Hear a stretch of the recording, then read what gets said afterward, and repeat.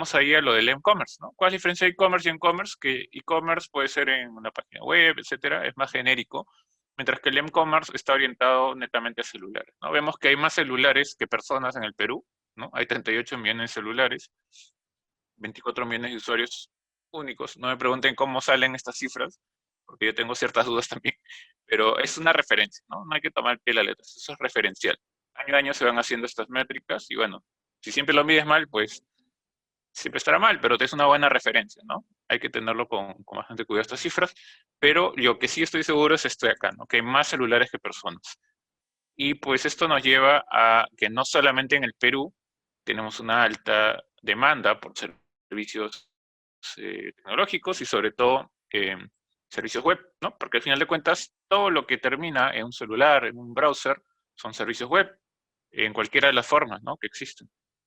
Tenemos, por ejemplo, que los servicios web también son a nivel de streaming, ¿no?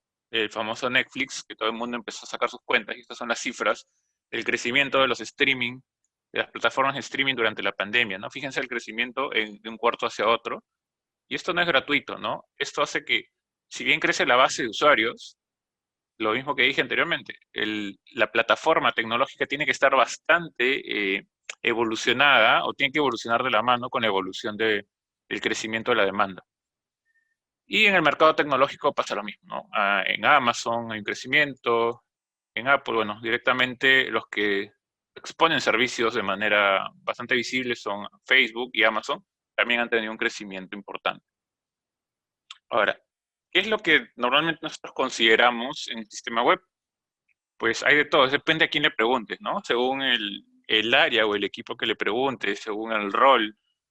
Pero yo he tratado de encontrar este se llama el word cloud, el word cloud más o menos balanceado, ¿no? Había unos word cloud solamente orientados a UX, otros word cloud solamente orientados a desarrollo, a la arquitectura. Pero bueno, eso está más o menos balanceadito, ¿no? Dice, por ejemplo, por un lado la usabilidad es muy importante. Yo creo que el, el CX va de la mano con el UX y se refleja claramente en la usabilidad. Y, por ejemplo, acá está el tema de tráfico, ¿no? Yo imagino que tráfico tiene que ver mucho con los tiempos de respuesta, ¿no? Porque está por acá el tiempo de respuesta, la calidad esperada de la página web, ¿no? Y por ahí algunas palabras clave más, ¿no? Por ejemplo, ¿qué otra cosa interesante hay por acá? Contenido, ¿no? Muchas personas esperan ver un contenido de calidad. No solamente esperamos ver que la página funcione, sino que los productos que nosotros miramos o que nos ofrecen tengan stock, ¿no? Ese es un problema grave. Hay muchas empresas que nos ofrecen cosas, nos llegan hasta el carrito de compra, finalmente le damos comprar y pues cuando ya le queremos meter la tarjeta de crédito, estamos solucionados que nos llegará mañana, pues nos dicen que no hay stock. En el mejor de los casos. En el peor de los casos es que la transacción termina, nos cobran y después de 2 semanas que nos quejamos, nos dice no hay stock, lamentamos lo sucedido, se le devolverá el dinero en un mes. O sea, ¿qué estamos hablando? O sea, qué pésima atención, qué pésima CX, que es Customer Experience, ¿no? O sea, muy mal. Eso de ahí nos deja muy mal como empresa. ¿Y eso tiene culpa la parte tecnológica? No necesariamente, ¿verdad? Entonces, cuando construyes un sistema web hay varios componentes, ¿no? La parte tecnológica, la Mm, parte del journey que tenemos que asegurar una con... cosa, no, Ahí se está cruzando. Si me ayudan, por favor, muteándose. Ok, listo. Entonces, ahí tenemos varios componentes, no solamente la parte tecnológica. Hoy nos vamos a centrar en la parte tecnológica. La parte tecnológica quizás es lo más sencillo, realmente, que podamos considerar en un sistema web. En cambio, el journey que se va a hacer ya depende mucho del negocio, de qué cosa quieres finalmente dejarle como mensaje a tu usuario. ¿Cuál es esa experiencia que le quieres dejar? No es menos importante que la parte tecnológica, ¿no? Inclusive es más complejo, pero obviamente va de la mano, ¿no? Si no tienes una plataforma tecnológica robusta, vamos a ver que es imposible hacer realidad todo eso que se plasma en el journey, ¿no? En el journey del cliente, el consumidor. Entonces, esta es la cruda realidad de muchos sistemas web. No es novedad, todos los hemos vivido, ¿no? La mala experiencia de los usuarios, como les mencioné, muchas son poco seguras, ¿Por qué se da esto? Porque lamentablemente a nivel local, y me atrevo a decir regional, tenemos en la cabeza que la seguridad y la privacidad de información es deseable. Esto de acá poco a poco tenemos que ir desterrándolo, ¿no? Y felizmente ya hay normas, hay una ley de protección de datos personales, que es la copia de una ley europea para la privacidad, y poco a poco esto se va haciendo como que más común que los equipos de desarrollo, inclusive el negocio, se preocupa por la privacidad de sus usuarios. Obviamente está en la mano de una multaza que le va a caer a los que no lo cumplan, pero se tiene que hacer, ¿no? Tiene que haber digamos, ese control de alguna entidad que obligue a alinear a todas las empresas que dan servicios tecnológicos, que dan una plataforma, a que los usuarios se sientan seguros en ella, ¿no? O sea, esto debería invertirse, ¿no? Entonces, justamente este tipo de normas de ley de protección de datos hacen que se invierta el papel, ¿no? Lo que tradicionalmente era que la seguridad va al final, pues ahora venga primero. Estoy filtrando unos audios. No veo aquí. Entonces, esa parte es bastante relacionada a la parte del diseño de la aplicación, pero tiene que ver mucho con seguridad de la información. Quizás no es nuestra fuerte, por eso no lo he resaltado. Y la parte de la experiencia de usuarios tiene mucho que ver con la parte del journey, ¿no? Que es más parte de negocio. Sería parte de negocio, esto sería más o menos parte de lo que sería la seguridad, ¿no? Que hay equipos de seguridad en las empresas, para eso están. Ahora, si nos centramos un poco ya más en la infraestructura, ¿no? Que es el centro del Meetup, vayamos a ver a la mala arquitectura, ¿no? Los sistemas no están construidos con arquitecturas robustas, escalables ni resilientes, ¿no? Es como la foto de acá. Eh, pues hasta cierto punto va muy bien la carretera y en algún momento sin previo aviso pues se nos cae, ¿no? Nadie avisó, no hubo alerta, no hubo monitoreo y lo peor de todo es que no hay una contingencia, ¿no? No hay una carretera alterna por acá para avanzar, simplemente nos caemos al abismo y no nos recuperamos nunca después de 2 meses, 3 meses pensando qué pasó y nunca se resuelve, ¿no? Termina siendo un problema, no un incidente. Un problema porque no sabes qué pasó. Eso está muy mal visto, ¿no? Ya quizás nos ha pasado en estas fiestas patrias con alguno que otro banco, no voy a decir nombres, pero sí hemos sentido que muchas de las empresas en el Perú han sufrido con esta alta concurrencia de usuarios utilizando sistemas web. Y probablemente la arquitectura que plantearon en su momento, hace 2 años, no fue la mejor y no refleja la realidad de hoy. Otro problema que puede existir es el poco mantenimiento de middleware. No necesariamente mantenimiento, así como se hacía en la antigüedad, ¿no? Este es un caso, digamos, on-premise, en donde nadie quería tocarlo, ¿no? Nadie quería tocar los cables, nadie quería tocar los core, nadie quería cambiar las baterías de los UPS, porque obviamente da mucho miedo que algo se malogre, que se queme todo un rack completo, que se incendie el data center.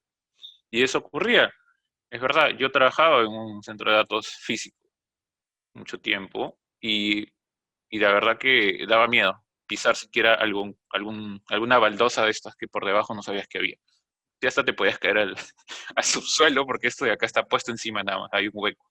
Entonces, esto de acá, pues, daba mucho miedo, era de terror. Y eso hacía que esa frase de si funciona no lo toques sea bastante común. Ahora que estamos en el mundo cloud, yo pensaría que es distinto, pero en verdad no, en verdad también sigue pasando lo mismo, ¿no? A veces no estamos conscientes de cómo está desplegada nuestra aplicación y pues nos da miedo hacer estos mantenimientos, ¿no? Nos da miedo hacer un parche de seguridad, que es ya parte del siguiente tema. Por ejemplo, queremos actualizar, ¿no? Si bien el punto anterior era, por ejemplo, parches de seguridad, parches de la misma aplicación, actualizaciones del sistema, esto de acá son actualizaciones tecnológicas ya más de fondo, ¿no? Ejemplo, cambiar el sistema operativo de 2008 a 2019, ¿no? Has tenido, ¿cuánto? 11 años para hacer el cambio y no lo has hecho. Te da mucho miedo hacerlo. ¿Algún día lo harás? No sabemos. Se tiene que hacer. La verdad es que se tiene que hacer. Tenemos servidores back level y sin garantía en los data centers on-premise, pero ¿qué pasa con lo que está en la nube? Pues también los servidores están en back level, ¿no? O sea, no dejan de estar en back level simplemente porque ya están en la nube. Puede ser que la parte física no se caiga, ¿no? Nunca se queme el CPU, pero el sistema operativo no tiene soporte. O sea, si vas y le preguntas a Microsoft, Windows Server 2005, no te van a abrir la puerta, ¿no? Por más soporte Premier que tengas. Es decir, eso de ahí no tiene soporte. Entonces, mucho ojo con las actualizaciones tecnológicas. No solamente estamos hablando de clásico on-premise, también en la nube también hay que hacer un mantenimiento. Entonces, esta es la realidad. Pero pues dirán, no, todo está mal. No, siempre hay alternativas. ¿Cómo podemos cubrir esto? ¿Cómo podemos salir adelante a pesar de estas realidades? Pues atendiendo estos retos, ¿no? Ahorita vamos a ver cómo atendemos los retos. Pero primero veamos los retos. Nosotros queremos tener sistemas web que realmente sirvan a los clientes y que sientan satisfechos. Tenemos que atender las solicitudes de manera rápida, ¿no? Y con la calidad esperada. Ahora, no solamente usuarios los que utilizan el sistema, ¿no? Acuérdense, hay usuarios internos y hay usuarios externos. ¿Quiénes serían los externos? Pues el consumidor final. Y el interno, pues los de negocio. Entonces, tenemos que responder de manera rápida, nosotros como equipo de tecnología, a los usuarios internos y a los externos. Algo crucial en la pandemia es soportar la demanda, ¿verdad? La concurrencia generada por estacionalidad, por coyuntura o simplemente por crecimiento de negocio. Tenemos que ser conscientes de que hay ciberataques que se dan cuando menos uno lo espera, ¿no? Típico caso de los bonos COVID, ¿no? Que levantaron toda la base de datos de los que recibían los bonos y luego estaban llamándoles a extorsionar, a engañar o se robaban los bonos de personas que no habían cobrado. Entonces, esto era gravísimo, es gravísimo. Entonces, ¿por qué no se detectó antes estas vulnerabilidades? Por lo que les dije, no hay cultura de seguridad primero. Tenemos que pensar siempre en la seguridad primero, solución después, tecnología después. Luego, lo de la privacidad digital, ¿no? Que está muy relacionado a los datos. Si bien los ciberataques pueden tumbarse un servicio, el problema de la privacidad digital es que la exposición, que la información de nuestros usuarios se exponga. ¿Y cuál es el riesgo de eso? Pues que los usuarios nunca más nos van a confiar en nosotros, ¿no? ¿Se recuerdan ustedes hace muchos años cuando en Sony hubo un- una, no sé si fue hackeo o cómo hicieron, pero se expusieron muchas cuentas, ¿no? Del PlayStation Network. Y mucha gente está con su tarjeta de crédito ahí metida y está expuesta. O sea, te diste cuenta que la tarjeta está metida con todos los códigos completitos. Y eso está mal. Entonces, ¿qué pasó ahí? La gente perdió confianza. Las acciones de Sony bajaron muchos puntos y fue un montón de plata que perdió la empresa por no cuidar la privacidad de los usuarios, ¿no? Más allá de los ataques, parte de la privacidad es, por ejemplo, no tengas información sensible, ¿no? O sea, ahí hay que distinguir un poquito. El ciberataque se puede dar, ¿no? Está bien, o sea, puede haber miles de maneras de que se llegue la información de la empresa. Eso no lo puedes evitar al 100%, lo puedes mitigar. Pero ¿qué no puedes permitir? Pues que dentro de tu información hay datos confidenciales de tus usuarios. Eso es imperdonable. Y a eso va la privacidad digital, ¿no? Si es que estuviera la privacidad cuidada, pues no estarían los números de tarjetas metidos ahí, ¿no? Estarían encriptados y los nombres estarían ofuscados, etcétera, etcétera. Muchas cosas que se pueden hacer a nivel de privacidad. Entonces, ¿cómo, pues, después de todos esos problemas y cosas que considerar, cómo es que nosotros podemos trabajar eh, y trabajar en buenas arquitecturas de sistemas web, ¿no? Ya le dije que la parte UX, pues, la parte de negocio no nos compete mucho ahora, eh, le compete más a otro tipo de equipos que ven el negocio propiamente, pero desde nuestro lado, ¿no? Desde el lado tecnológico, ¿qué podemos hacer? Pues tenemos buenas prácticas que heredar, o mejor dicho, que seguir, ¿no? No tenemos que inventarnos prácticas que ya existen. Una práctica muy buena son todas las prácticas de DevOps, ¿no? Las de DevOps que mezclan, que combinen la parte de Scrum, ¿no? En Scrum tú hablas de eh, agilidad, pero hablas mucho de empoderamiento, ¿no? Entonces todo el equipo está empoderado para que la aplicación o el servicio que dan sea de valor para los usuarios, ¿no? Y eso complementado con la automatización y la cultura en DevOps de que es un entorno libre de culpa, de que todo esté lo más automatizado posible, pues hacen que esas buenas prácticas realmente lleguen a funcionar. Pero lamentablemente nosotros a veces orientamos mal, ¿no? Orientamos DevOps a herramientas, ¿no? Orientamos Scrum y le cambiamos de nombre y le ponemos Water Scrum, ¿no? Porque queremos fechas, pero no queremos documentación, ¿no? Hacemos monstruitos y ahí es donde entramos en problemas. Pero les aseguro que si aplicamos estos marcos de referencia de buenas prácticas, como debería ser, orientado a la cultura, orientado al usuario final y finalmente el producto que desarrollamos, y no a herramientas, y no a simplemente la moda, pues ahí sí resultaría muy bien. Lo otro es tener arquitecturas robustas, ¿no? ¿En dónde? ¿Dónde creen que podemos tener una arquitectura robusta? Pues en infraestructura cloud, ¿no? Por eso puse ahí Huawei. Eh, ¿Se podría tener un premise? Sí, pero es más complicado, es más caro, es más a largo plazo y con mucha inversión.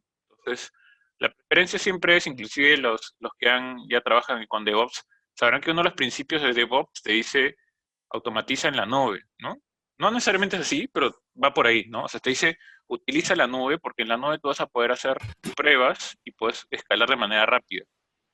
DevOps se puede aplicar un premise, sí, también, ¿no? No crean que solamente es en la nube, pero se prefiere trabajar en la nube justamente por las facilidades que nos dan estas cosas de aquí, ¿no? Que habilita la nube, nos permite hacer pruebas funcionales, pruebas integrales, pruebas de desempeño. Al crear, replicar entornos de manera rápida, tú levantas muchos entornos, ¿no? Si tú quieres, si tú tienes un dev chiquito, luego puedes tener un QAS, un UAT, de minutos, haces tus pruebas y luego apagas todo, ¿no? Eso es lo que te permite hacer la nube, ¿no? Trabajar realmente como te dice DevOps. El otro es ya a nivel de software, pues trabajemos con patrones de arquitectura de software comprobados. Justamente los patrones son esos, ¿no? Son cosas que ya han funcionado en otros problemas similares y pues busquemos los patrones que se adecúan a lo que nosotros estamos haciendo, ¿no? No nos inventemos patrones porque no somos para eso, ¿no? Estamos para generar valor, estamos para generar soluciones de manera rápida y no para estar investigando, ¿no? Quizás en otro espacio sí, pero hablando de un proyecto ágil, pues no, o sea, utilicemos patrones que ya funcionan. Lo otro, lo que nos dice la agilidad, ¿no? Fallar rápido. Lo que dicen es fallar rápido, pero no te dice falla cada rato. Ojo, también mucho cuidado con eso, ¿no? No te dice falla a propósito a cada rato porque no sabes, no. Te dice falla rápido porque te atreves a hacer algo y finalmente, si no funciona, pues lo haces de mejor manera en la siguiente iteración. Aprovecha que estás iterando para hacer mejoras en lo que ha fallado. Por ejemplo, ha fallado eh, que tu login es muy lento, ¿no? Eso puede ser un criterio de no aceptación de tu aplicación, pues en el siguiente lo harás mucho mejor. Y obviamente la mejora continua está tanto en la parte iterativa de la parte ágil de Scrum y en la parte de DevOps que nos dice que todo el tiempo tienes que coordinar la operación y el ciclo de vida de la aplicación hasta que se retira la aplicación, ¿no? El ciclo de vida de la aplicación siempre va a estar dando vueltas en torno a la mejora continua hasta que en algún momento se retira la aplicación y ya pues ahí sí recién te olvidas. Pero no es como antiguamente se hacía, espero antiguamente y no hoy, en donde la aplicación se dejaba funcionando, se le daba al área de operaciones para que le mantenga supuestamente y te ibas con tus cosas y si en algún momento fallaba, pues ahí los de operaciones las tienen que resolver, ¿no? Eso no, eso ya no debería existir si es que aplicamos los marcos de DevOps, por ejemplo. Y bien, parte de lo que estoy escuchando mucho ruido. Roberto, ¿puedes mutear, por favor? Gracias. Aunque creo que a algunos se les activa automáticamente con el ruido. Deberían desactivar esa opción. Ya, gracias. El cloud computing ya en sí es parte de lo que nosotros deberíamos adoptar, ¿no? Como les mencioné en la lámina anterior, rayo, todas estas buenas prácticas, de preferencia llevadas a la nube, es donde funcionan mejor, ¿no? Algunas características del cloud computing. No vamos a definir cloud computing porque la mayoría de ustedes sabe y bueno, si ya son parte de la comunidad, entonces ya repetir no vale la pena, pero sí algunos principios básicos, ¿no? Características del cloud computing, la agilidad, el costo, es un decir el costo. El costo hay que tener mucho cuidado con el costo, no es que sea mucho o poco. Escalabilidad y elasticidad, esto es lo que nos interesa hoy, ¿no? Independencia entre dispositivos de ubicación, ¿no? La virtualización, rendimiento, seguridad y mantenimiento cero, ¿no? Eso es lo que caracteriza Cloud Computing.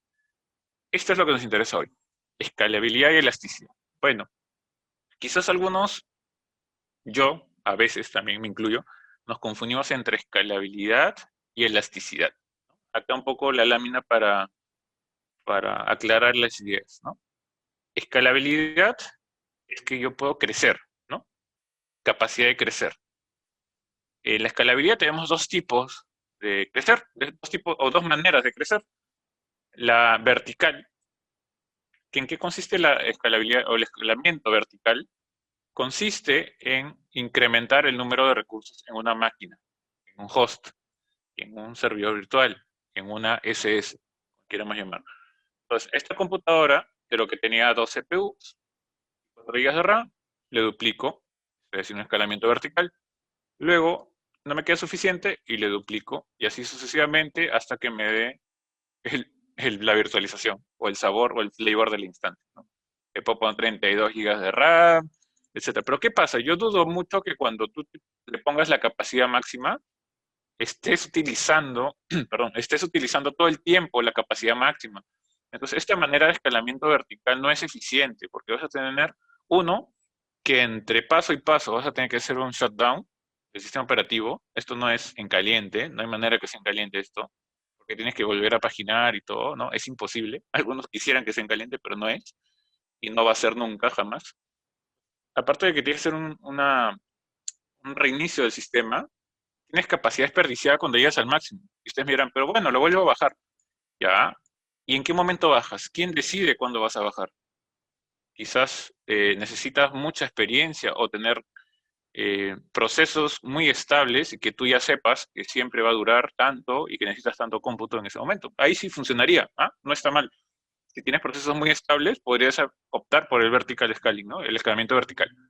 Pero ¿qué pasa en la mayoría de los casos? Pues que no tengo ese conocimiento o los procesos no son estables, no duran siempre lo mismo ni consumen siempre lo mismo. En ese caso necesito el escalamiento horizontal. ¿Y en qué consiste? Pues tenía una máquina de 2 CPUs, ¿verdad? Ahora pues agrego una más y ya tengo 4, ¿no? Esta máquina no tiene 4 CPUs, tiene 2 también. Todas tienen 2. Sigo creciendo y acá tengo 6. Sigo creciendo y acá tengo 8. Entonces es aglomerar recursos de manera horizontal y todo al final suma al procesamiento.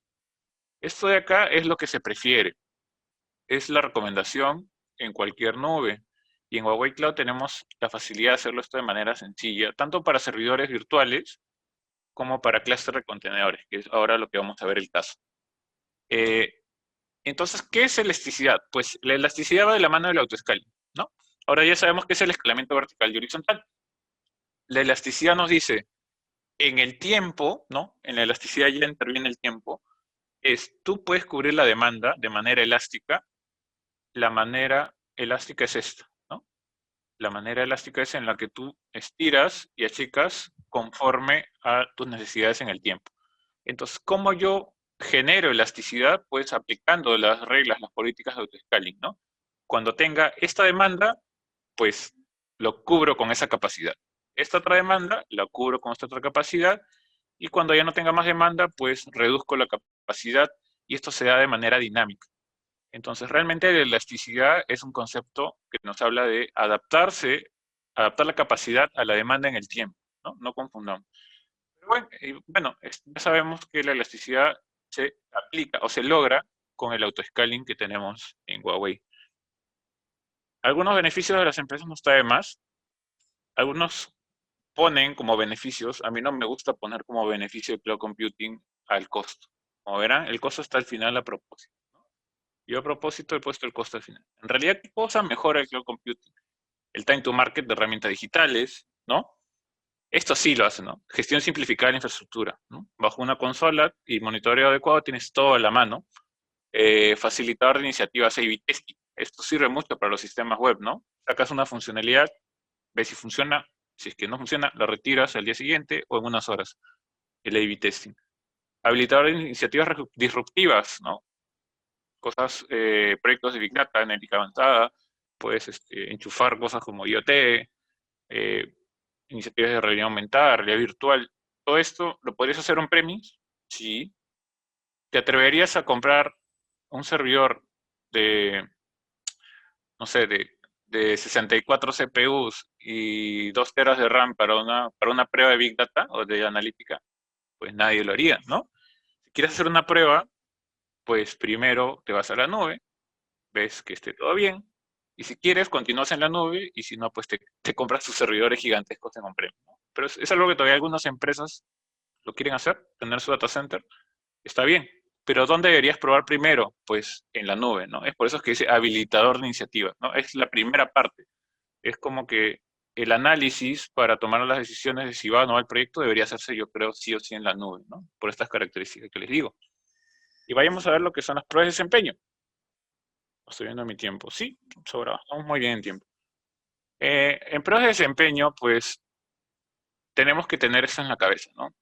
Es como una Fórmula 1, que nosotros trabajamos con un equipo, diseñamos un auto muy bonito, muy veloz, pero tiene muchos componentes, ¿no? Es el tema del balanceo, la dirección, los fluidos, las velocidades, los torques, muchas cosas. Inclusive el consumo de gasolina, ¿no? En casos de servidores sería el consumo de poder. Eh, Todos estos componentes o bien se desgastan o bien varían conforme va dándose la carrera. La carrera dura varias horas, no sé si han visto Fórmula 1, puede durar 2 horas, ¿no? Si estamos hablando de una carrera de otro tipo de fórmulas, por ejemplo, la IndyCar dura 6 horas y así, ¿no? O sea, hay muchos tipos de competencias. ¿Ustedes creen que alguien se atrevería a diseñar un auto, a construirlo y a salir a la carrera sin probar? No, pues, ¿no? O sea, uno que despiden a todos y dos que no se me ocurre en qué escenarios podría ser eso. Ustedes hacen pruebas antes de hacer pruebas. Prototipos son pruebas antes de hacer las pruebas. Se hacen muchos prototipos. Hay prueba de la prueba. Entonces, ¿qué es lo que se busca medir en las pruebas? Pues todos esos indicadores que les he dicho, ¿no? O sea, cuánto es el torque, cuál es el punto de quiebre del motor, en qué momento se rompe el motor. Pues ellos van a tener que romper motores, y se rompen de verdad los motores, para saber hasta dónde es el límite de la máquina, ¿no? Y también el límite del conductor, pues en qué momento se choca, ¿no? No puedes hacerlo infinitamente veloz el auto, todo tiene, de acuerdo a la pista, algo, ¿no? Y esa pista y esos requerimientos son similares en software. Cada pista es un requerimiento distinto, ¿no? Tienen llantas distintas. Es decir, no podemos hacer una sola cosa que funcione para todo. Ese es el mensaje. Todo tiene su porqué y todo tiene su prueba y ensayo y error, ¿no? Todo tiene que ser justificado y no es porque a alguien se le ocurrió. Entonces, eso de ahí tiene que quedar en nuestra cultura. A partir de hoy, si es que ya la tienen muy bien, los felicito, ¿no? Yo sé que es difícil tener esa cultura de pruebas porque el día a día nos gana, ¿no? Nos piden liberar cosas, pero no nos dan tiempo para pruebas. No nos ponen en el backlog pruebas funcionales y mucho menos pruebas de desempeño, ¿no? O sea, yo lo sé porque yo he liderado proyectos en donde lamentablemente nos quitaban esas horas de pruebas de performance, ¿no? En el plan inicial, todo bonito, poníamos pruebas de función, pruebas de integración. Las unitarias pues ya están descartadas, ¿no? Porque imagino que todas estas alturas lo hacen automatizado. Pero las pruebas que sí tienen que ser medio manualonas siguen siendo las pruebas de integración, o mejor dicho, las pruebas de UAT, ¿no? En donde se intervienen usuarios finales. Y las pruebas de desempeño, como se hacen siempre casi al final, muchas veces se terminan cortando, ¿no? No alcanzó el tiempo, pues ¿qué sacrificamos? Las pruebas de desempeño. Y por todo lo que ya les acabo de decir, pues no debería ser así. Está destinado a fracasar. ¿Qué tipos de pruebas tenemos? Pues acá no soy experto en pruebas de software, pero sí es importante repasar esto, ¿no? Y hay que tener un poco de claridad. Las pruebas de carga nos dicen hasta qué punto aguanta el sistema, cuántos usuarios aguanta mi sistema. Las pruebas de estrés están hechas para romper a propósito la aplicación, ¿no? Es ver qué ocurre cuando pasa el límite, ¿no? Y esto es lo que vamos a ver hoy. Pruebas de estrés. Pruebas de resistencia es cuando este consumo mm, o esta variabilidad de consumo, de concurrencia en el día, se manifiesta y se puede simular realmente lo mismo. Puedes simular la resistencia de tu sistema en un día o en una campaña de alta criticidad, ¿no? Eso es lo que simula esta prueba de resistencia. Y la prueba de escalabilidad es para ver hasta dónde puede crecer tu sistema. Y vamos a mezclar estas dos partes, ¿no? Vamos a mezclar una prueba de estrés, o sea, vamos a meter hacia lo bestia conexiones, sabiendo que se va a caer una aplicación. Vamos a hacer que se caiga a propósito y lo vamos a mezclar con una prueba de escalabilidad para ver qué tan bien configurado está mi cluster, por ejemplo, ¿no? Si es que realmente está escalando como yo espero, si es que llega a los niveles de saturación, porque no todo tiene por qué ser escalable al infinito, ¿no? puede haber momentos en el que diga, pucha, escalar 20 máquinas o 20 contenedores para mí es suficiente. Si yo escalo 21, pues ya me es muy caro, ¿no? O sea, mi presupuesto me da un escalamiento de hasta 20 máquinas en cierta hora pico. Y que ese sea mi tope, pues, ¿no? Entonces yo quiero ver qué pasa cuando inclusive esos 20 contenedores se saturan. Le pongo el 21, pues no, ¿no? O sea, ahí es donde se tiene que hacer ese tema de balancear entre el presupuesto, lo que se espera de los usuarios y realmente lo que puede soportar la arquitectura que hemos diseñado. ¿Qué empresas creen ustedes que tienen escalamiento infinito, no? Ninguna, realmente pocas. Hasta Netflix se cae, ¿no? Cuando hay mucha concurrencia. ¿Qué ellos van haciendo? Van haciendo un monitoreo proactivo, o como sería, tiene un nombre, no es proactivo. Bueno, aparte que es proactivo, es predictivo, ¿no? Tienen un monitoreo predictivo. Entonces, cuando ya saben que se van a dar ciertos eventos, ellos van tomando medidas, ¿no? Por ejemplo, cambiar los parámetros de su escalamiento, ¿no? Ellos tienen monitoreo proactivo y predictivo, ¿no? No esperan a que se caigan, ¿no? Como el resto de empresas en las que, en las que podemos estar. Entonces, a veces confundimos y no está mal. Cuando hablamos de pruebas de carga, pruebas de estrés, pruebas de performance, podemos intercambiar el lenguaje. Bueno, arriba vimos cuál es la diferencia, pero finalmente hablemos de pruebas, ¿no? No está mal mezclar cosas porque finalmente lo que queremos es probar, ¿no? Lo peor que podemos hacer, aparte de equivocarnos de términos, es no probar, ¿no? No deberíamos dejar una aplicación sin probar porque va a causar incendios. Entonces, ¿qué buscamos probar? ¿No? ¿En qué momento ocurren los bugs, los issues de sincronización? Ahora que están muy de moda los microservicios, pero esos microservicios conversarán adecuadamente o causarán problemas de asincronía, causarán problemas de inconsistencia, ¿no? Lo que les dije, ¿no?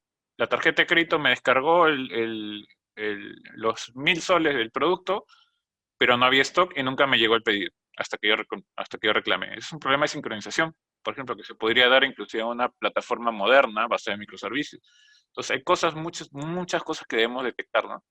Problemas de bloqueos, eh, puedes generar prioridad para requests, ¿no? No todos los requests son prioritarios, ahí tú decides cuáles. Memory leaks, por ejemplo, aplicaciones mal implementadas y corrupción de los datos. Entonces es lo que queremos detectar en las pruebas de desempeño. ¿Qué podemos medir para hacer ese tipo de insights, para tener ese tipo de información, ¿no? Pues tenemos KPIs de respuesta, ¿no? Tiempo de respuesta, tiempos picos, los errores, eh, a nivel de volumen, concurrencia de usuarios, los requests por segundo, el throughput a nivel de ancho de banda, y a nivel de los hosts, ¿no? Las máquinas virtuales o servidores físicos, el CPU, en qué momento llega al 100%, cuáles son los procesos. No vaya a ser que por ahí, ahora vamos a verlo en el monitoreo, no vaya a ser que por ahí de mi host total, cuando estoy haciendo la prueba de estrés, lo que me esté consumiendo el 90% sea el antivirus, ¿no? Ha llegado a ocurrir muchas veces que algún proceso que está por ahí, un proceso programado, ¿verdad? Un cron o algo, está ahí compitiendo en recursos por la aplicación y eso sería algo imperdonable, ¿no? Pero ese tipo de cosas también se pueden detectar en las pruebas, ¿no? Ahí van a aparecer ahí esos bichitos. Bien, esto es nada más una prueba o una arquitectura de lo que sería en Huawei Cloud, ¿no? Acá el componente principal para servidores, por ejemplo, este es el autoscaling. Es hablando de una arquitectura IaaS. Igual lo quería mostrar para que vean que en IaaS no quiere decir que en IaaS no se puedan hacer todas las pruebas. Se pueden hacer exactamente las mismas pruebas que vamos a hacer en el cluster Kubernetes, nada más que es un poco distinta la configuración. No hay excusa. Si trabajamos con plataformas IaaS, pues no me pueden decir que no se puedan hacer pruebas de estrés, que no se puedan hacer políticas de escalamiento horizontal, etcétera, ¿no? Entonces siempre tenemos alguna posibilidad, ¿no? Acá está la prueba que tenemos ese tipo de servicios en Google Cloud para IaaS, ¿no? El autoscaling de máquinas virtuales SS. Pero ¿dónde es donde, digamos, se ve el mayor valor del escalamiento? En las plataformas PaaS, ¿no? Cuando hablamos de PaaS estamos en este punto, ¿no? En donde nosotros ya solamente nos preocupamos por la aplicación y los datos. Eh, si bien en el IaaS también estamos dejando de lado bastante carga de administración, con todo esto de acá, De todos modos, tenemos que preocuparnos por el runtime, por el middleware, ¿no? ¿Qué es el middleware? El servidor de aplicaciones, no sé, el, el, el sistema operativo, inclusive es el middleware. Hay cosas que por ahí eh, tenemos que tunear, ¿no? A nivel de procesos en Linux. Recuerdo que cuando trabajaba con base de datos de alta transaccionalidad, inclusive tenías que cambiar los parámetros del sistema operativo, no bastaban con los parámetros de la base de datos, ¿se dan cuenta? Entonces, hay un dolor de cabeza ahí también, ¿no? Por el sistema operativo, por la red, tenías que monitorear las redes, pero bueno, si hablamos de paz, un poco eso nos olvidamos y nos concentramos más en la aplicación y en los datos. Y ahí también podemos hacer muchas pruebas de estrés, ¿no? ¿Qué tipo de servicios tenemos en paz? Voy a repasar rápidamente antes de entrar a la demo, para no aburrirnos. Pero en Huawei Cloud, a nivel de paz, quería mostrarles que ya hemos evolucionado bastante. Hace un par de años, o hace un año inclusive, Huawei Cloud era conocido por la parte IA, ¿no? Servidores virtuales, networking, seguridad, hasta ahí. Pero hoy ya tenemos servicios bastante interesantes que lo vamos a ver, ¿no? Service Stage, Software Repository, que son para acelerar y ciclovía las aplicaciones. Vamos a ver de qué trata. Tenemos el base de datos gestionadas, ¿no? Una que está basada en Redis, que es el DSS, otra que está basada en MongoDB, que es el DDS. Y tenemos, por ejemplo, también habilitadas funciones serverless, como es el Function Graph, y nuestro clúster de contenedores de Cloud Container Engine. Este clúster de contenedores está desarrollado sobre Kubernetes. Vamos a ver. El Cloud Container Engine es uno de los caballitos de bandera de Huawei en China, sobre todo en la región Asia, porque Huawei es uno de los principales contribuidores o contribuyentes, son los que contribuyen más a la comunidad de Kubernetes, ¿sí? En Asia. Entonces, lo que han hecho es aprovechar la arquitectura de Huawei Cloud, la han tuneado, se puede decir, y sobre eso han puesto una plataforma llamada Cloud Container Engine, que por debajo pues tiene todos los features nativos de Kubernetes, solo que mejorados y optimizados para la plataforma de Huawei Cloud. Entonces, ¿qué nos permite esto? Pues gestionar, como se ve acá en la imagen, ¿no? Gestionamos a través de un panel. Esto de acá sería el panel del Cloud Container Engine. Que tú lo puedes distribuir inclusive de manera en alta disponibilidad. Puedes tener 3 nodos de gestión de clúster o puedes tener uno, ¿no? Normalmente cuando tú pones uno es para pruebas, ¿no? Para un desarrollo o para un test. Y cuando quieres algo productivo, pues tienes que configurarlo en 3 masternodes. Em, por debajo están ya los nodos de procesamiento y el nodo de procesamiento tiene los contenedores, ¿sí? Entonces, eh, una de las ventajas de esto es que tiene la posibilidad de tú integrarlo. Creo que por acá están las... No, no, no. Puedes integrar este clúster de contenedores con todas las herramientas que ya son open source, ¿no? Huawei no te bloquea ninguna API nativa de Kubernetes, ¿no? Lo que hace es acelerar mediante un panel, entre una consola, el despliegue de este clúster de contenedores, ¿sí? Lo automatiza, pero si es que tú eres un experto en gestión de contenedores de Kubernetes, pues lo que haces es aprovechar esas APIs nativas e integrarlo con herramientas third party, de terceros. Eso es lo bueno de esto. El servicio que me salté es el Software Repository. Acá es donde nosotros guardamos las imágenes para luego hacer despliegue de estas imágenes en contenedores, ¿sí? Lo interesante de este repositorio de imágenes para contenedores es que se guarda sobre nuestro storage OBS. Nuestro storage OBS es un storage de 9 nueves, 11 nueves, pero tiene alta durabilidad y el costo es muy bajo. Entonces, ¿qué quiere decir esto? Que podemos tener muchas imágenes de aplicaciones y no nos cuesta nada, ¿no? Ahorita les voy a mostrar las imágenes que tengo. Tengo muchas imágenes de aplicaciones y me cuesta un centavo de dólar, ¿sí? Realmente es bajísimo. Esas son las ventajas, ya ustedes, si es que conocieron, si estuvieron en el taller anterior de Cloud Container Engine, donde me explayé un poquito más en esto, verán las ventajas, ¿no? De contenedores versus máquinas virtuales, ¿no? Uno, que los contenedores levantan rápidamente en segundos. El tamaño es muy, muy pequeño de los contenedores comparado con una máquina virtual. La performance está tuneada, como le dije, en Cloud Container Engine para aprovechar la infraestructura de Google Cloud. Y tú puedes administrar flotas de miles de contenedores, mientras que en máquinas virtuales, pues, puedes, de verdad, podrías tener cientos o decenas, pero es muy complicado, ¿no? Porque tendrías que saber qué máquina tiene qué cosa y estar muy al tanto de configurar tu balanceador y realmente sería un problema tener muchas máquinas porque aparte es costoso, ¿no? Es costoso tener máquinas virtuales, mientras que contenedores no, porque puedes tener contenedores pequeños que tengan la aplicación con los recursos exactos. Puedes tener miles de contenedores corriendo. Miles de contenedores son un montón, pero justamente el Cloud Container Engine está pensado para eso, ¿no? Está pensado para escalamiento de contenedores y se utiliza mucho en la China en este orden, ¿no? De miles. Empresas bancarias y empresas de telecomunicaciones utilizan miles de contenedores. Los escenarios, el despliegue automático de aplicaciones y en alta disponibilidad, lo que les decía, ¿no? Con unos pocos clics, tú despliegas un clúster de contenedores. Yo ya lo acabo de hacer, desplegué un clúster antes de iniciar el meetup, porque básicamente demora como unos 5 o 10 minutos levantar el clúster, pero la configuración no demora ni un minuto. Lo que demora es levantar e instalar todos los recursos. Pero en pocos clics puede levantar un clúster de alta disponibilidad, sin saber Kubernetes. Yo no sé instalación de Kubernetes. Si ustedes me dicen, instalar un Kubernetes en una máquina virtual, no lo haría de manera correcta o me demoraría mucho. En cambio, acá lo hice en un minuto lo configuré y en 10 minutos o en 5 minutos ya lo tenía corriendo.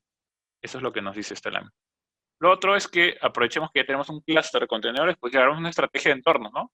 Lo que les decía, el testing. Hagamos un entorno de UAT y hagamos un entorno de producción. Y en entorno de testing, pues démosle duro a estos contenedores, aprovechando un pipeline de integración continua, ¿no? De DevOps. Ese es otro escenario interesante.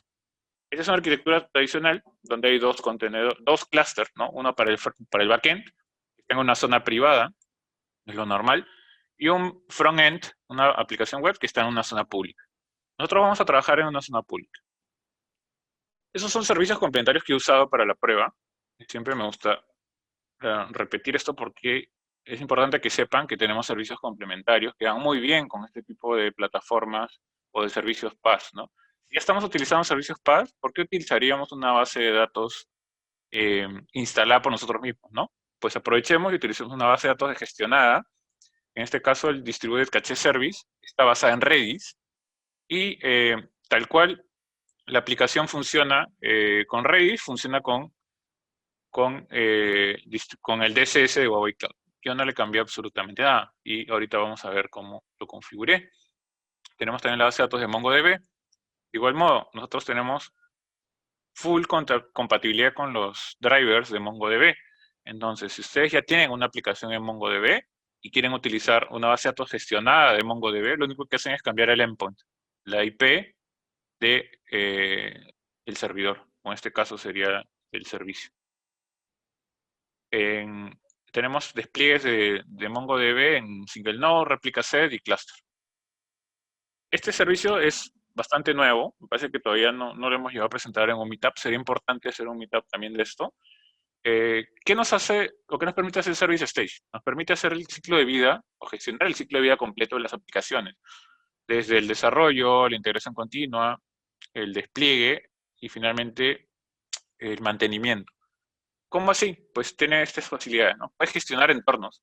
Tú puedes definir lógicamente entornos, ¿no? Y esos entornos lógicos, tú les asignas recursos, ¿no? Por ejemplo, este entorno de desarrollo tiene un clúster de contenedores, tiene una máquina virtual. ¿Qué hago con estos recursos? Pues genero despliegues, ¿no? Genero aplicaciones que finalmente voy a desplegar. Entonces, esto de acá luego, una vez que ya configuré el entorno, la aplicación y los recursos, puedo hacer un build de mi código fuente a partir de repositorios de GitHub y finalmente enlazar la parte del build con la parte del deployment en un pipeline de integración continua. Esto de acá yo lo he usado, ¿sí? Y es bastante sencillo. Y van a ver que también lo utilizo mucho para hacer compilado de mis contenedores, ¿no? Porque si yo no quiero trabajar con máquinas virtuales, por ejemplo, yo quiero que todo pase desde GitHub hacia mi clúster primero que pase y que se compile en un job y luego va a pasar a un clúster de contenedores. Yo no tengo ninguna máquina virtual en el medio, ¿no? No es donde hago la construcción del contenedor nuevamente, ¿no? El build. Tenemos componentes para serverless, ¿no? Para arquitectura serverless, tenemos el API Gateway, que es el conector para integrar servicios, podemos controlar quiénes ingresan, la cuota que le podemos dar, por eso se llama API Economy, y habilitar lo de las arquitecturas serverless. La arquitectura serverless, pues la clave es que se pueda consumir lo que la aplicación, todo lo que la aplicación demande, pues este tipo de arquitecturas te lo deben cubrir, ¿no? O sea, acá sí es más o menos ilimitado, ¿no? Si tengo 1 millón de solicitudes, pues una arquitectura serverless debería estar comprometida a resolver 1 millón de requests sin que se caiga ninguna. Eso es lo que debería ser una buena arquitectura serverless. Ahora, ¿es correcto que sea así o se está tratando de un ciberataque? Ya, ese es otro tema. Si bien te puede resolver 1 millón de peticiones, tú también puedes definir cuotas, poner parámetros y poner límites, ¿no? Porque no nos gustaría que nos estén atacando y luego tengamos una cuenta inmensa por consumo de servicios server, ¿no? Eso también ha pasado bastante. Este es el servicio Function Graph Serverless, en donde tú en pocos pasos escribes tu código, subes el paquete del código y lo despliegas en el Function Graph y finalmente lo monitoreas, ¿no? 4 pasos bastante sencillos. Y esta es una arquitectura de referencia en serverless, ¿no? Tienes una página estática en el OBS, este acá es el OBS de Huawei Cloud. Puedes tener una página web, habilitar en el OBS el modo de HTTP server y tener una aplicación ahí, ¿no? Una página web. Me dirán, ¿y dónde pongo la lógica? Pues la lógica la puedes hacer invocando, haciendo llamadas al API Gateway, que finalmente llama a la función, el function graph, que puede ser una búsqueda sencilla, por ejemplo, en una base de datos como el Elasticsearch, ¿no? El Elasticsearch también lo tenemos en base de datos gestionada. Puedes buscar en Elasticsearch, en MongoDB, en un RDS en SQL, en cualquier cosa, ¿no? O cualquier lógica de negocio que se te ocurra, y luego hacer el response a la misma página web. Entonces, tenemos una página bastante completa y de manera sencilla, sin haber levantado ningún servidor. Acá en ningún lado levantamos servidores. Simplemente desplegamos código, configuramos carpetas y ya está. La parte de monitoreo también es importante. Vamos a ver, el monitoreo en Huawei Cloud es una de las fortalezas, yo creo, de esta nube. Tenemos, estoy viendo el tiempo, estamos bien. Tenemos que en Huawei Cloud el monitoreo es en tiempo real, ¿sí? Real Time Monitoring. Y es gratis encima. Ahora, ¿qué métricas? CPU, memoria, ¿no? Memoria, eso que algunos otros cloud providers te cobran o te obligan a instalar agentes y una capa adicional de monitoreo, etcétera. Y en Huawei Cloud viene por defecto. De la caja tú puedes monitorear CPU, memoria, disco, ancho de banda, etcétera, todo en tiempo real y de manera gratuita. Bien, esa es la parte previa, el contexto que quería ponerles, y esta es la parte que vamos a ver como laboratorio, ¿sí? Vamos a ir a la pantalla completa con la consola. Esto es lo que quiero reproducir ahora como ejemplo, ¿no? Vamos a armar un clúster. El clúster ya lo levanté, clúster de contenedores, en una VPC pública, perdón, en una subnet pública dentro de una VPC. Este clúster de contenedores va a tener una base de datos Redis, en donde va a hacer unas llamadas, unos contadores de visitas, y se va a desplegar en base a lo que las imágenes que están en el software repository, ¿sí? ¿Cómo accedo? Voy a acceder desde fuera, desde internet, mediante un balanceador LB público. Y a este balanceador, a propósito, le voy a hacer llamadas concurrentes. Es una máquina virtual que tiene el software Locus, ¿no? Este software es muy usado, es similar al JMeter.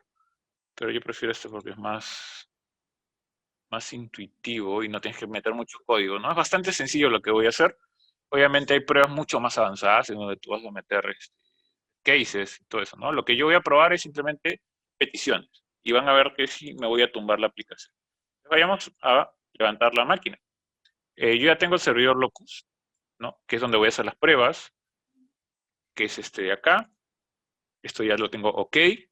Ya tengo mi clúster de contenedores. Lo que no tengo es todavía mi deployment, ¿no? El deployment que dice acá todavía no lo he hecho. Ahorita vamos a hacerlo. Ya tengo mi base de datos Redis, pero la acabo de levantar, así que tengo que actualizar la IP, porque es una nueva IP, y esto de acá ya está por defecto. Entonces, vamos a hacer rápidamente. Uy, se murió la sesión. Un segundito, voy a refrescar. Voy a volver a loguearme. No debería demorar mucho.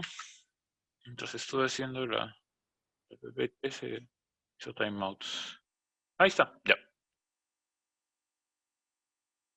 Ya estoy acá. Lo que me interesa es el Cloud Container Engine. Acá. ¿Ven? Ya tengo levantada mi clúster de contenedores en donde yo tengo 3 nodos, ¿no? He agarrado 1, 2, 3 nodos. Pero los nodos son donde se van a correr, donde se van a levantar los contenedores. Entonces tengo 3 nodos disponibles. Primero voy a levantar solamente 2. Y de ahí vamos a hacer un ejercicio de autoscaling. Primero, lo que yo tengo es el clúster funcionando. ¿Se dan cuenta? Tengo disponibles 10 cores más o menos y 14 GB de RAM aproximadamente.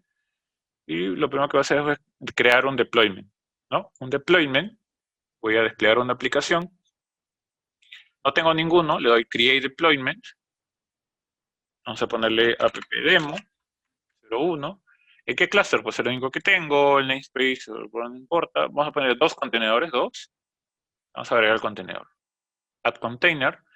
Lo que me va a abrir este add container son imágenes privadas que yo he creado. ¿En dónde? En este servicio de acá, que les mostré, en el software repository. Entonces, mi software repository tiene estas imágenes, ¿no?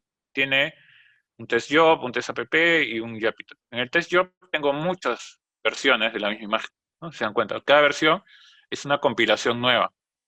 Ahora, voy a desplegarle la última. ¿Cuál es la última? Debería ser la 21. Ahí está. Voy a desplegar esta. Muchas cosas las voy a dejar por defecto, que realmente es bastante sencillo el setup de esto de aquí. Y donde sí me voy a tener es en la generación del servicio. El servicio es este señor de acá. El servicio para conexión, ¿no? El servicio, digamos, de conexión sería un LB, un balanceador de carga. Entonces voy a anexarle un balanceador para que exista conectividad desde la internet, ¿no? ¿Qué me pide? Me pide el puerto. Todo lo demás lo voy a dejar por defecto. En mi caso yo utilizo el puerto 80. El balanceador, el tipo de algoritmo es el round robin, en mi caso también el list connection y por hash. O sea, el round robin porque a mí me interesa que utilice siempre todos de manera consecutiva, todas las máquinas, para verlo, para demostrarles. ¿Qué más? ¿Dónde me pide el ancho de banda? Por acá está. El ancho de banda, 5 megabits, suficiente para la prueba. ¿De qué? Del balanceador, ¿no? Ahí me está pidiendo el ancho de banda del balanceador. Y le damos siguiente. Ya no falta mucho. Todo esto le vamos a dar OK. En el taller de contenedores, acá esto lo revisamos un poco más en detalle, pero no es el objetivo de hoy. Ya está, tenemos una aplicación corriendo. Van a ver que lo que más demora es la descarga. ¿Cómo veo? ¿Qué está ocurriendo? Pues le doy en el deployment y acá voy viendo, ¿no? En el evento, que se refresca, está haciendo el pooling de la imagen. Todavía está haciendo el pooling. Lo que más demora es el pooling. Se tiene que descargar la imagen. Acá hay detalle. Hola, los eventos anteriores.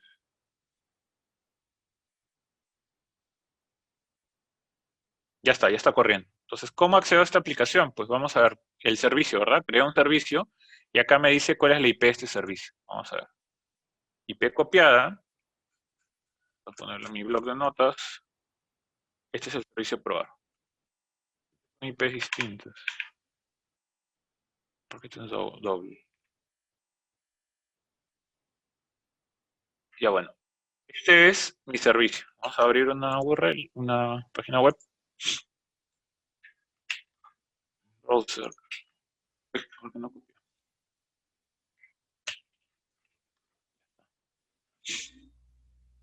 Ajá. ¿Qué pasó acá? Tengo la página de Huawei Cloud, etcétera, bienvenido a Huawei Cloud, pero acá detecta un problema. ¿Sí? Acá dice cannot connect to Redis. Y esto lo he hecho a propósito porque sabía que iba a fallar. ¿Por qué? Porque mi contador de visitas es una base de datos Redis, ¿no? Que acabo de crear. Entonces, la base de datos tiene una cadena de conexión. Esa cadena de conexión ha cambiado porque siempre la recreo, ¿no? No es que tenga un servidor con la misma IP siempre. Entonces, cuando yo genero el servicio de, de, de caché de Redis, que es este, me ha cambiado esta IP, ¿no? Voy a verificar cuál es la IP actual. Vamos a ver, estamos en datos DSS y vamos a ver cuál es la IP ahora. Tan, acá está, 147, sí, es la que había anotado acá. Entonces, ¿qué vamos a hacer? Vamos a actualizar esto en mi código, ¿no? Ahora, ¿cómo es lo que haría normalmente? Pues entro al servidor, cambio el web config, ¿no? Si estamos hablando de una aplicación tradicional, o si no, genero, si es un contenedor, genero otro contenedor, ¿no? Con los nuevos parámetros. Y eso es lo que voy a hacer ahora. En mi código fuente, obviamente, esta no es la mejor manera de hacerlo, yo lo hago por facilidad.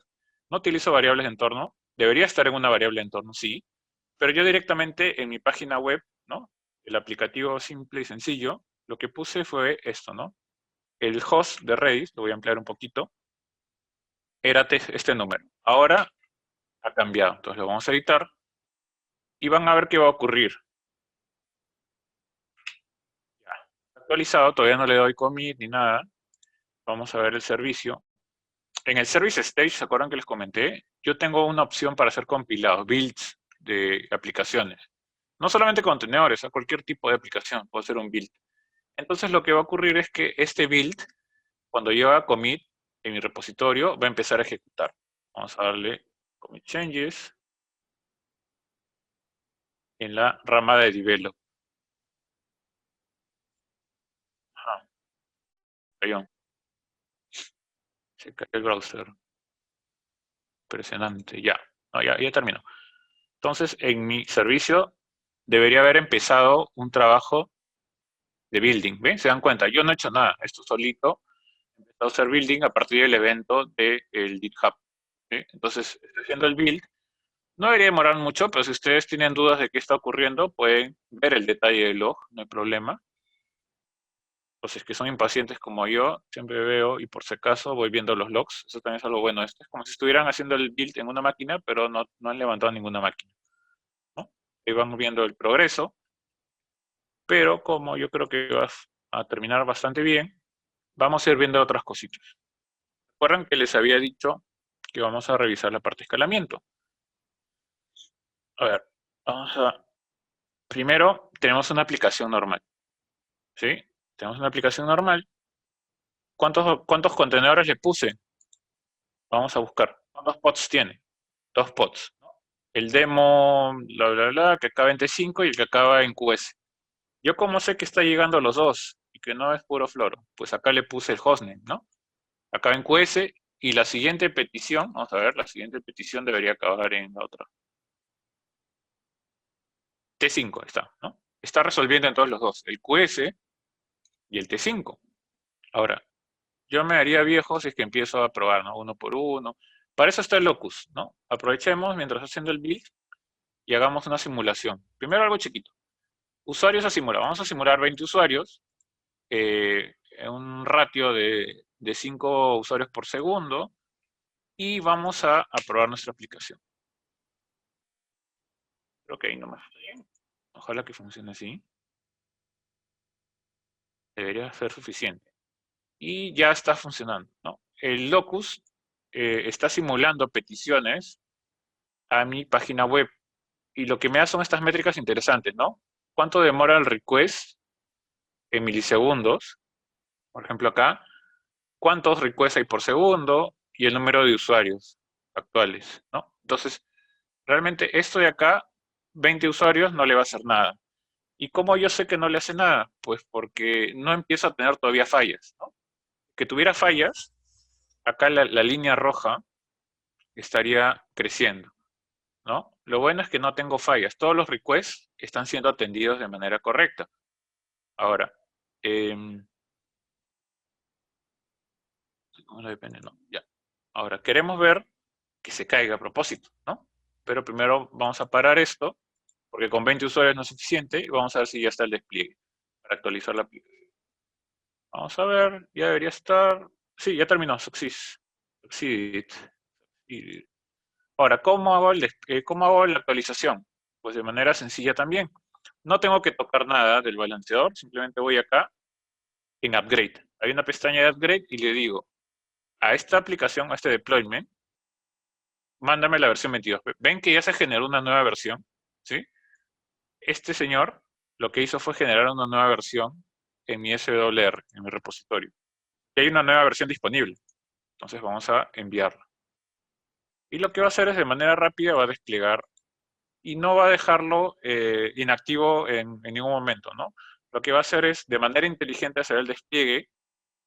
Primero ha terminado uno, ha terminado un contenedor y está creando otro. Cuando termine de crear este, va a destruir el otro y va a crear otro, ¿no? Lo hace de manera escalonada para evitar que el corte del servicio sea total. Y esto, de hecho, es configurable en la parte de la creación del deployment, ¿no? Que nos salteamos un poquito, le dimos next, next, next, pero todo esto es configurable.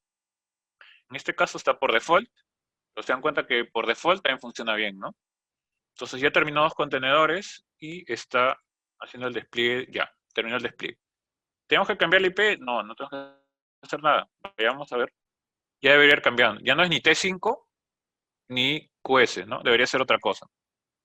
D4. ¿Qué cosa tiene acá ese señor? El D4 y el XD, ¿no? Parece que estoy arriendo el XD. A ver. El D4 de nuevo. ¿Por qué no me bota el XD? Ahí está el XD por fin, ¿no? Y ya tengo 4 visitas contadas. Ya el contador está funcionando, felizmente. Ya está enganchado a la base de datos Redis, porque le hice el cambio de IP, generé un nuevo contenedor y lo he desplegado. Ya, pero ¿en qué momento hago las pruebas? Ahorita lo tenemos. Yo quiero que esto a propósito se caiga. Primero vamos con uno, quiero que se caiga. Entonces vamos a hacer acá una simulación de cómo sería cambiarle en caliente la cantidad de contenedores. Vamos a ponerle uno nada. Un contenedor. Entonces lo que va a hacer este señor es destruir uno, ¿no? A propósito, y va a dejar uno corriendo. Entonces, hoy, o en este momento, el balanceador solamente me resuelve el contenedor de 4. 4 de 4. Pero mi prueba la voy a hacer a propósito, voy a hacer que se caiga y voy a hacer new test. Ya no quiero 20 usuarios, quiero 2000 usuarios.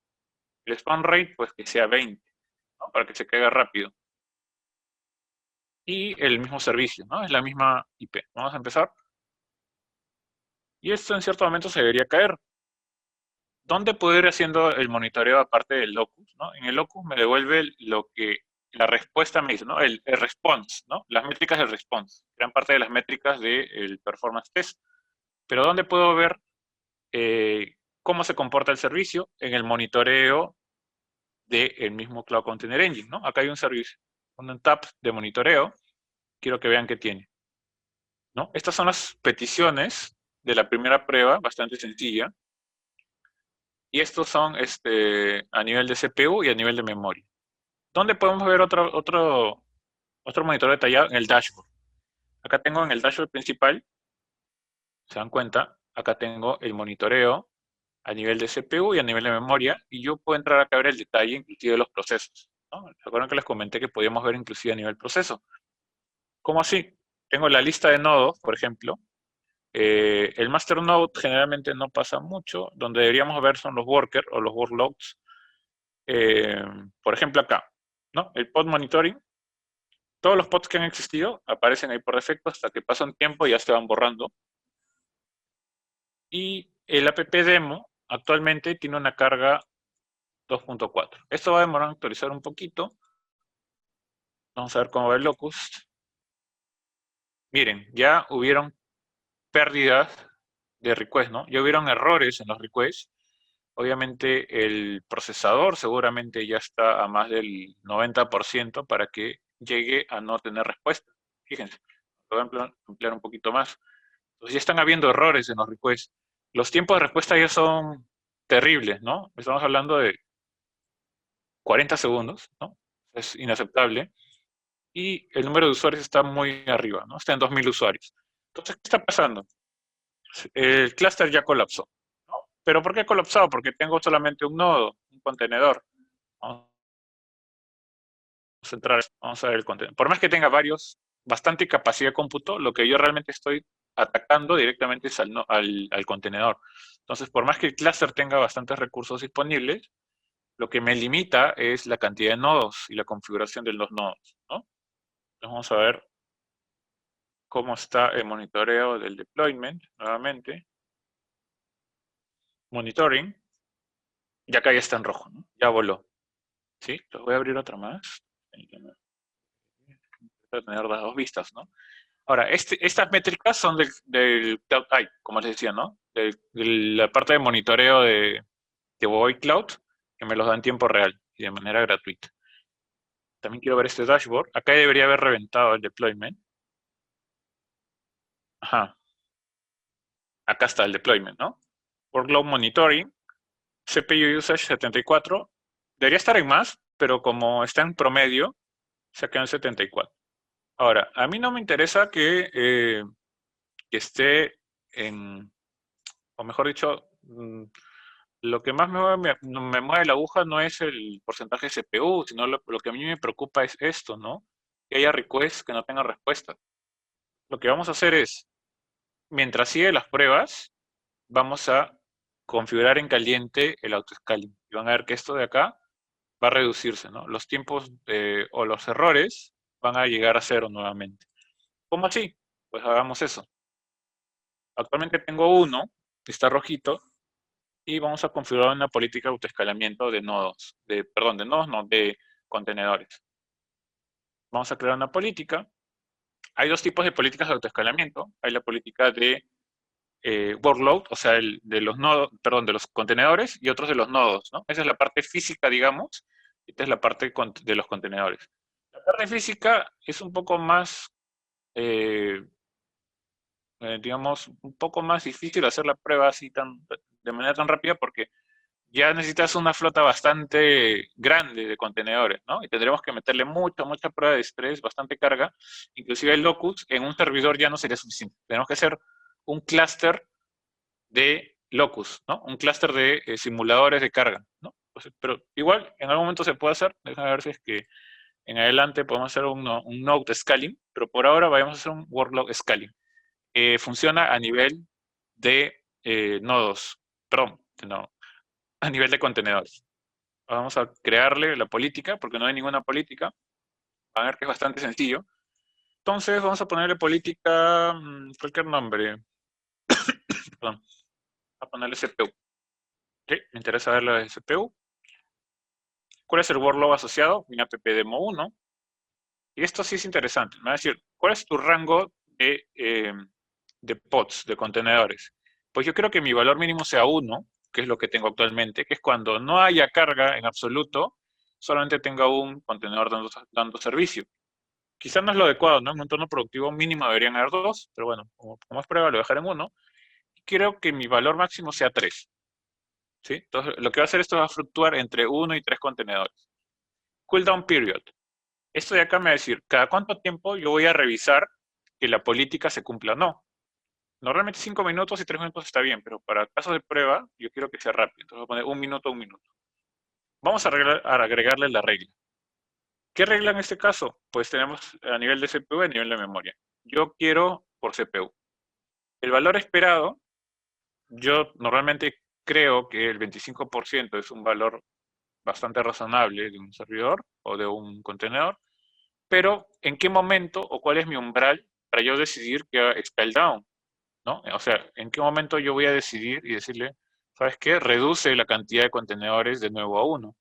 Y cuando esté por en un 20%, ¿ya? Cuando esté con poca carga. ¿Y en qué momento yo voy a decidir y crecer cuando esté por encima del 50%? Digamos que ya es una alerta que esté el 50% y ya necesito más capacidad de cómputo. Esa va a ser mi regla, bastante sencilla, ¿no? Si es que está por debajo del 20%, regresa a un contenedor. Si es que está por encima del 50%, pues sigue creciendo en contenedores. Creamos la regla y ya debería estar. Ajá. Se está inicializando la regla. Y acá te permite ver en qué momento se ha ejecutado la regla. Por ejemplo, ya ejecutó inmediatamente, ¿no? Ni bien apliqué la regla, se ha ejecutado. ¿Por qué? Porque el CPU estaba mucho más del 20%, ¿sí? Acuérdense que vimos que el CPU estaba en 70, ¿no? Quizás mucho más. Vamos a ver en cuánto está el CPU. Vamos a abrir otra pestañita más. Uy, no lo abrí en otra, pero bueno, no importa. El workload, el deployment, vamos a ver el monitoreo del deployment. Acá está, ya aparecen los tres contenedores, y vamos a ver el monitoreo. Efectivamente, ¿no? Todo el tiempo, inclusive llegó al 100%. Mientras estuve haciendo la prueba, llegó al 100% y no bajaba el 100%, ¿no? Entonces en mi locus debo tener muchas cosas en rojito. Ajá. ¿Ve? Mira, qué feo cómo estaban las métricas. Con tan solo 2000 usuarios concurrentes, ¿eh? Pero bueno, como era un servidor pequeñito o un contenedor pequeñito, realmente sufrió. Vamos a abrir. Ahora quiero ver lo del autoscaling. La otra pestaña, ahí está. Autoscaling. Les está diciendo que acá, en el status de los eventos, te va a decir, ¿no?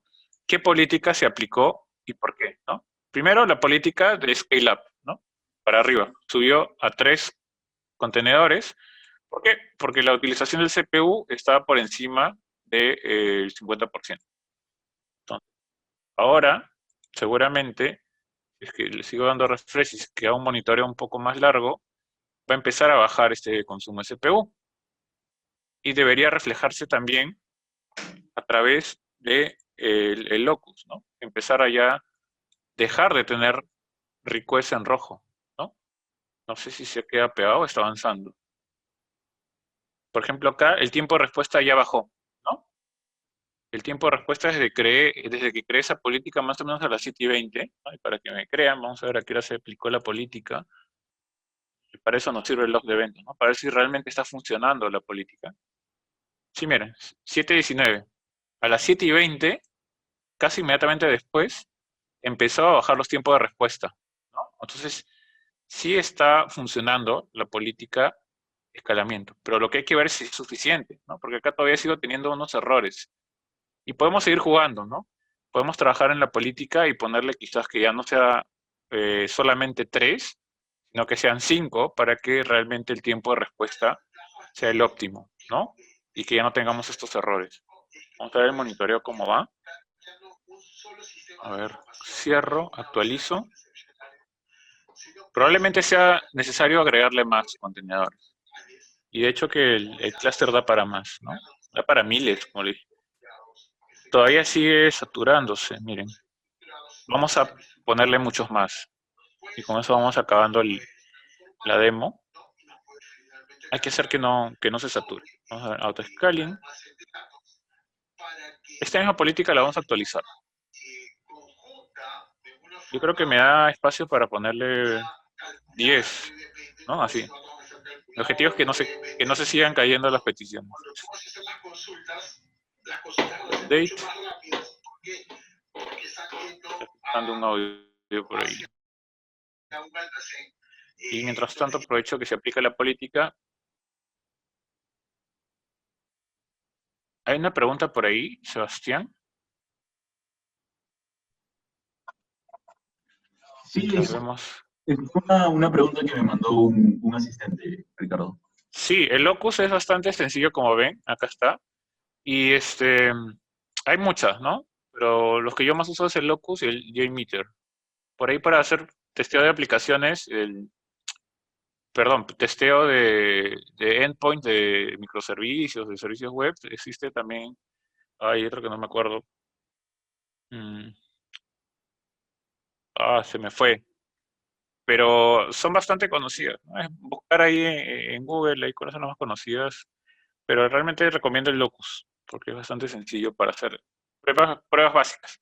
Obviamente Locus también tiene capabilities para hacer test cases mucho más complejos, ¿no? En donde ya invocas a servicios con parámetros, donde ya tú puedes hacer inclusive las pruebas de endurance, ¿no? Las que mostré acá, a ver dónde están, los tipos de pruebas, ¿se acuerdan?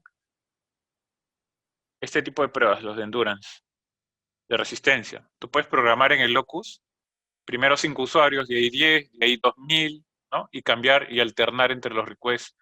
Es bastante interesante, ¿no? Les invito a que exploren esta herramienta, ¿no? Yo lo hago así nada más, la parte sencilla, ¿no? La parte más básica.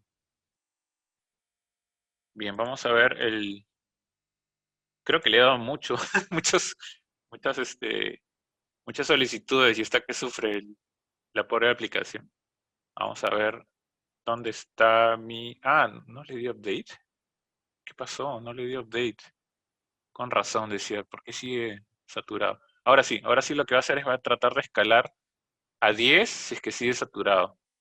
Y con eso debería ser suficiente, ¿ya? No creo que necesite más. Vamos a ir un ratito. Ajá, de nuevo dice, ¿no? Ahora el nuevo tamaño es 6, ¿no? Ha ido creciendo de manera inteligente. Seguramente en la siguiente revisión de la política va a ver si necesita más o se queda ahí, ¿no? Ahorita ha subido a 6. Con eso es suficiente. Como todo esto es en vivo, no hay nada preparado. Estamos todos mirando qué ocurre, ¿no? Justamente eso es lo bonito de esto, ¿no? Es ir probando cuáles nuestros límites de nuestra aplicación, realmente hacer pruebas que hagan sentido. Yo recuerdo que, sin decir nombres ni proyectos ni nada, una vez me pidieron 2000 requests por segundo, así como estoy haciendo ahorita, 2000 users, ¿no?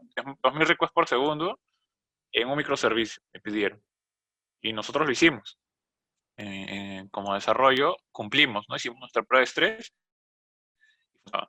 Pero a la hora de la hora, cuando publicamos el servicio, ya lo mandamos a producción, los requests eran de 100, pues, 100 por hora. Entonces se dan cuenta de que estamos matando una mosca con un cañón a veces, ¿no? Estamos invirtiendo mucho en infraestructura cuando realmente el servicio no lo requería. Y de repente había otros servicios más críticos que sí requerían este tipo de tiempos de respuesta y de nivel de concurrencia, ¿no? Porque 2000 realmente es una barbaridad, ¿no? Una concurrencia bastante alta. Y prueba de eso es que el clúster está aguantando, sí, no se ha caído el clúster ni nada, pero necesita más poder de cómputo, ¿no? Vamos a ver cómo va ahorita. Vamos a ver. No, primero acá, en el monitoring. Vamos a ver. ¿Cuántos pods ya hay? Ya deberían haber 6, ¿no? A ver. No, ya hay 10 ya, ¿no? 1, 2, 3, 10. Ya creció al máximo.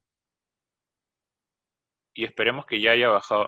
Ya bajó el consumo de CPU, porque ya está haciendo una distribución de carga más razonable, ¿no? Ya está por 30%. Entonces, vean, ¿no? Que ha sido necesario hacer un incremento primero a 6, luego a 10. Entonces ya tenemos la noción de cuál es la capacidad de nuestra infraestructura, en qué momento ya empieza de nuevo a normalizarse y vamos a hacer la simulación de que ya no es necesario, terminó el pico, ¿no? Terminó la venta del Cyber Monday, ¿no? Lo que fuera. Terminó, ya son las 4 de la mañana, se acabaron todas las ofertas, los usuarios se fueron a dormir. Ahora, ¿cómo se comporta el clúster? Vamos a ver. De lo que hay 10 debería ir bajando, ¿verdad? Entonces, vamos viendo eso mientras terminamos el meetup y con eso cerramos, que ya va terminando la hora. A ver si es que tienen alguna pregunta. Encantado de responder. ¿Qué tal? ¿Qué les ha parecido? A ver tú, Sebastián, no sé si tienes preguntas en el chat. Yo acá tengo solamente la que tú me reenviaste. No sé si te han vuelto a preguntar algo por ahí. Me ha gustado mucho el training, Ricardo. Ha estado muy interesante, la verdad. Qué Y, bueno. y sí, comentarle a a los asistentes, si es que tienen alguna pregunta, eh, ahora podemos responderlas, ¿no? Ujú. Sí, para que vean que de manera sencilla hicimos la prueba y si no queremos seguir haciendo la prueba, pues destruimos todos los recursos. Para eso es la nube, ¿no? Para eso tenemos la nube de Huawei, sobre todo que es bastante flexible y es bastante intuitiva, ¿no? Lo que he hecho lo puede hacer cualquiera en pocas horas, ¿no? Desde cero, ¿no? Inclusive empezar sin saber nada de clúster de contenedores y aplicando el wizard y aplicando las políticas que están bastante documentadas. Y en un dashboard bastante intuitivo se puede trabajar esto, ¿no? All metrics below target. Ajá. Vamos a revisar en política. Creo que le dicen. Vamos a revisar la política. ¿Cómo es eso que below tag? Rules. Acá no. En update. Vamos a revisar la política. Algo me dice que no está bien. Porque no están bajando. Dice scale down. 20%. No, sí, está bien. Está bien. Vamos a ver. Cerramos esto. Refrescar. Vamos a Container Engine. Siguen los 10 contenedores. No debe ser que se hayan quedado pegadas las conexiones. Pero no, mira, ya el consumo está por debajo. ¿No? Está en 0. Entonces la política no está aplicando por alguna razón. Hay que revisar eso, pero por lo menos la política de escalamiento sí funciona. La de el escalamiento hacia abajo, no sé por qué no. A ver, de nuevo, revisamos con calma.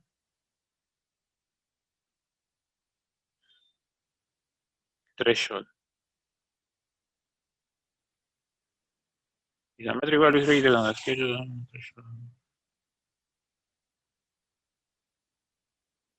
ok. Vamos a poner 30. Creo que hay un problema. Como el expected es menor que el threshold, ahí me está alertando algo, ¿no? Ajá. Expected value. 20.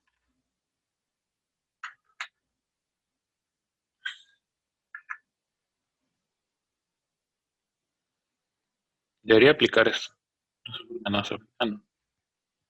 Ojo que lo he probado antes. Sí funciona. Hay un problema acá.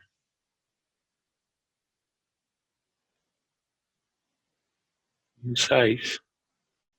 Claro, pues, todas las métricas están por debajo del target. ¿Sí? Dice New Size 10. Eso es lo que está mal. New Size 10. ¿Cómo hace New Size 10? No puede ser.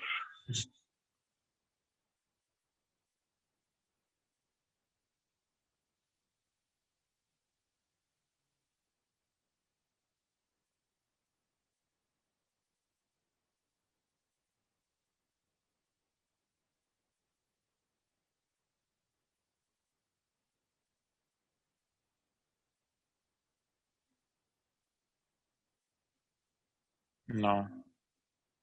Bueno, lo que podríamos hacer es, ya para cerrar y ver qué pasó, es hacerle el downgrade por acá, ¿no? A ver el Cloud Container Engine. CC.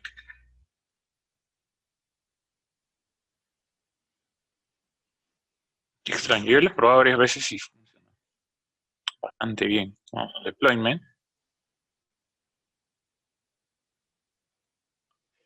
Pero ya bajó uno, mira. Aparentemente fue un problema de sincronización con esto de acá, que a veces pasa, ¿no? A veces queda pegado aquel un poquito de tiempo, ¿no? Como está bastante saturado el pobre, está atendiendo peticiones, pero ya aplicó la política.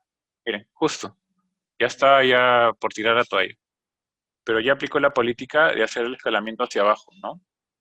Entendió que el consumo está por debajo del 10%, del 15%, y lo que ha hecho es apagar todos los demás, los 9 que creó por alta demanda, y va a seguir haciendo las solicitudes de manera normal.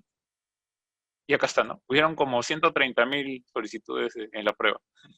Bueno, eso sería pues con todo. Felizmente funcionó. Ya estaba ya preocupándome. Eso sería por mi lado, Sebastián. No sé si tenemos alguna duda o un mensaje adicional o daríamos por terminada la sesión. Y les agradezco a todos su atención. Muchas gracias.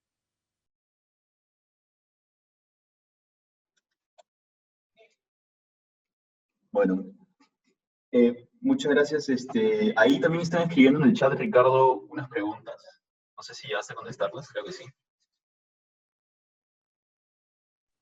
Ahí está, buena pregunta. El autoscaling responde, no, es que no responde a peticiones de HTTP, responde al consumo de CPU y de memoria, ¿no? peticiones, el tipo de peticiones depende de tu prueba que tú hagas. Lo que te va a finalmente trabajar es las políticas en base a consumo de recursos. Eso es, Daniel. ¿Solo se puede aplicar autoscaling en Docker? No, no, Esteban. Puedes aplicar autoscaling en contenedores mediante esta pantalla o a máquinas virtuales en el servicio de Elastic Cloud Computing. Puedes hacer autoscaling de IaaS, pero ya es otra manera de hacerlo, ¿no? Es el típico autoscaling de máquinas virtuales, en donde tienes que crear primero autoscaling groups, autoscaling configuration, ¿no? También se puede, es un poco más tedioso, para esto sí necesitamos un meetup así dedicado, más creo que ya lo hicieron hace un par de sesiones, pero sí, sí es posible, solo que sí es de otra manera. Listo, José, gracias a ti por atender. Eso sería todo conmigo entonces, no hay más preguntas.